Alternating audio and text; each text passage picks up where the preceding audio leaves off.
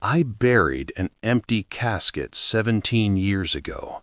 They told me my son died a hero. They handed me a folded flag, shook my hand, and said, "We're sorry for your loss." And I believed them. I grieved him. I moved on, or at least I tried to. But last month I opened my mailbox and found his dog tags inside a plain brown envelope. No return address, just a handwritten note that started with 2 words that shattered my entire world all over again. Dad, run. My name is Gerald. Gerald Hutchins. I'm 61 years old, and I live alone in a small house in Clarksville, Tennessee, about 15 minutes from Fort Campbell, where my son Marcus was stationed before he deployed. I spent 22 years in the Army myself. Retired as a master sergeant. My whole life was built around discipline, duty, and sacrifice. My wife Carol passed from cancer back in 2009, so it's really just been me and our dog, Ranger, rattling around this house for a long time. But Marcus was the best thing I ever did in my life. He had Carol's eyes. Wide, brown, and honest. The kind of eyes that made you feel like everything was going to be okay no matter what was falling apart. He joined the Army at 19, and I was proud of him. I was proud of him every single day. He was assigned to a special operations unit. I won't say which one, because even now, I don't fully know what he was doing over there. That was always the nature of his work. Classified. Need to know. I understood it. I respected it. He deployed to a region I wasn't allowed to know about in February of 2007. By April, I got the knock on the door. 2 officers in dress uniforms standing on my porch. One of them had a folded flag already in his hands. I didn't even let them say it. I just stepped back and sat down on the stairs. They said Marcus had been killed in action during a covert operation. There were no remains to recover. The circumstances were classified. There would be no official report I could read. There would be a memorial service. There would be a flag. And that was it. That was all I got. I held on to that flag for 17 years. I talked to Marcus's picture every single morning. I kept his old army jacket hanging by the front door like he might come back to grab it. But I never, not once, questioned that he was gone. Until last month. It started 3 weeks before the dog tags arrived. I started getting phone calls. Unknown number. No voice. Just silence for about 4 seconds, then the line would go dead. First time it happened, I figured it was a robocall gone wrong. Second time, same thing. By the 5th time in 2 days, I started to feel uneasy. Then my neighbor Linda, sweet woman, retired schoolteacher, she knocked on my door one morning and said, "Gerald, are you expecting company? There's been a dark blue sedan parked down your street for the past 2 days. Nobody gets out. It's just sitting there." I walked out and looked. Sure enough, about 4 houses down, there was a navy blue sedan idling along the curb. Tinted windows. Government-style plates. I'm a retired soldier. I know government plates when I see them. I wrote down the plate number. Went back inside. Tried to look it up. Got nowhere. The next morning, the car was gone. But what happened next completely changed everything. I went to check my mail, just the usual stuff, bills, grocery ads, and there was a padded envelope sitting on top of everything else. No stamps. No postage meter mark. Someone had placed it there by hand. It was addressed to me in handwriting I didn't recognize.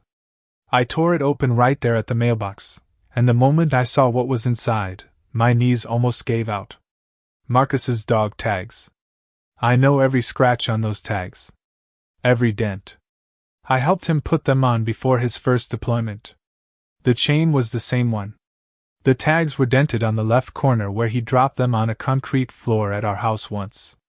These were not replicas. These were his. My hands were shaking so hard the tags were rattling in my palm when I unfolded the note underneath them. It was written in small, cramped handwriting, like someone writing fast, writing scared. "Dad, I know this is impossible to believe. I'm alive. I can't explain everything yet. They're watching you. Don't call anyone. Don't go to the base. Just wait. I'll find a way to reach you. I love you. I sat on my porch for 2 hours. Just sat there. Part of me thought, this is a cruel, horrible prank. Someone found his tags. Someone who knew about Marcus, knew enough to hurt me. People like that exist. I've seen enough of the world to know that. But the other part of me, the father part, was screaming. Because that handwriting. Something about the way the letters leaned. The way he wrote his lowercase d. Marcus used to write letters home from basic training, and I kept every single one of them in a shoebox in my closet. I dug them out that afternoon, and I laid them on the kitchen table. I compared them letter by letter for an hour.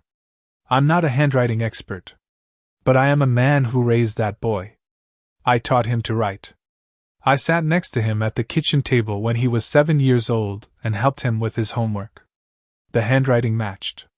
Now I was in a different kind of panic. Because if Marcus was alive, if somehow, by some miracle or some nightmare, my son had survived, then someone had let me believe he was dead for 17 years. 17 years. I thought about the officials who came to my door. The men who shook my hand.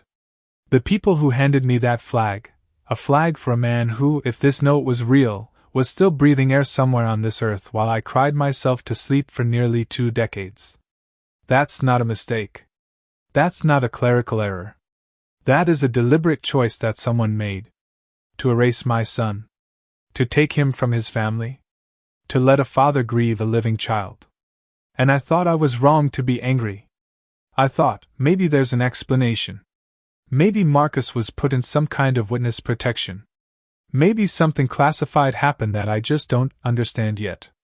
But then I started digging. And what I found made me sick to my stomach.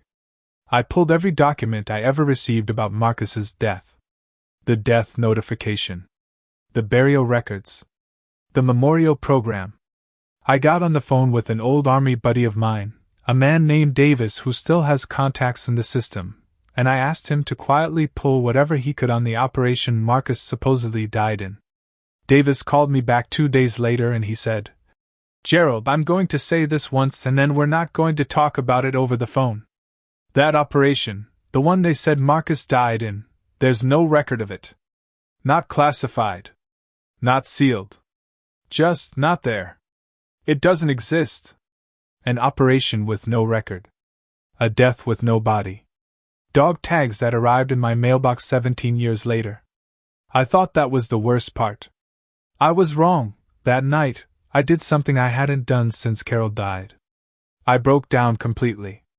I sat on the kitchen floor with Marcus's old letters spread out around me, and I cried the way you cry when the grief isn't clean anymore, when it's mixed up with rage and guilt and confusion and hope all at once.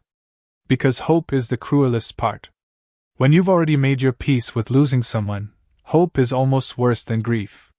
Hope means you have to lose them all over again if it turns out you were wrong. I kept thinking about all the birthdays. All the Christmases. The year I cleaned out his bedroom because I thought it would help me heal. The conversations I had with Carol before she passed. Both of us talking about Marcus in heaven, about seeing him again someday. Did Carol know? Did she die not knowing her son was alive? That thought almost destroyed me. I didn't sleep. I didn't eat. I just sat there in the dark, holding those dog tags, trying to figure out what was real and what I was allowed to believe. And then, on the 3rd morning after the envelope arrived, my phone rang. Unknown number. I answered it. 4 seconds of silence. And then, a voice. Low. Careful. A little rough, like someone who'd spent years talking as quietly as possible. Dad? It's me. Don't say my name. I couldn't speak for a moment. My throat closed up completely. He said, I know. I know, Dad. I'm sorry. I need you to listen. So I listened. He couldn't tell me everything. He said the phone wasn't safe for more than a few minutes. But he told me enough. What he described was a program, an off-the-books operation that recruited soldiers and then, to protect the program's secrecy, officially declared those soldiers dead. Their families were told they were killed in action. The soldiers were moved, given new identities, and used for operations the government couldn't acknowledge. He said he'd been trying to get out for years. That there were others. That the people running this program had resources and reach that made it almost impossible to walk away from. But something had changed. Someone inside the program had started leaking information. The whole thing was beginning to unravel. And Marcus, my son, had taken a risk and gotten his dog tags to me because he was afraid of what might happen if the program got shut down before anyone on the outside knew the truth. He was using me as a safeguard. "If something happens to me," he said, "you're the proof. The tags are the proof. Don't let them bury it again." And then he said something I will never forget for the rest of my life. He said, "I thought about you every single day, Dad. Every single day. I'm so sorry." And then the line went dead. I sat there for a long time. Then I did what any retired master sergeant with 22 years of service, a dead wife, a supposedly dead son, and absolutely nothing left to lose would do. I got up. I made coffee. I pulled out a notebook. And I started building a case. I contacted a journalist, an investigative reporter I'd seen cover military accountability stories. A woman named Patricia Sims. I didn't tell her everything, not yet. I just told her I had evidence of a classified program that had falsified American soldiers' deaths and separated them from their families. She called me back within an hour. Over the next 2 weeks, Patricia and I worked carefully. I shared the documents. I shared the dog tags, which she had independently authenticated. Davis connected us with 2 other people, not soldiers, but family members who had received similar mysterious contacts over the years and never understood what they meant. We were building something real. And that's when I discovered the truth about just how deep this went. Patricia published the story.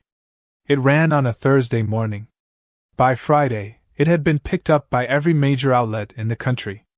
By Saturday, 3 senators had called for a formal congressional investigation. The blue sedan never appeared on my street again.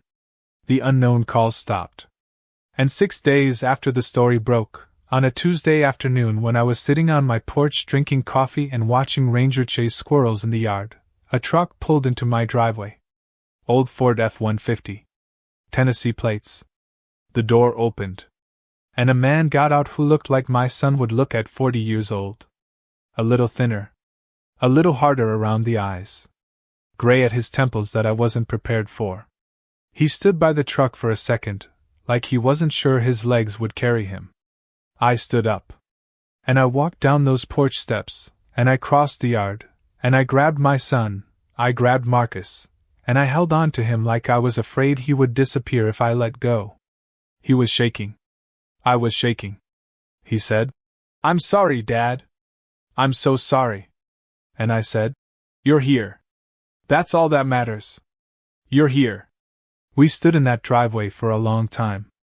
Ranger lost his mind with excitement, which honestly made the whole thing feel more real than anything else.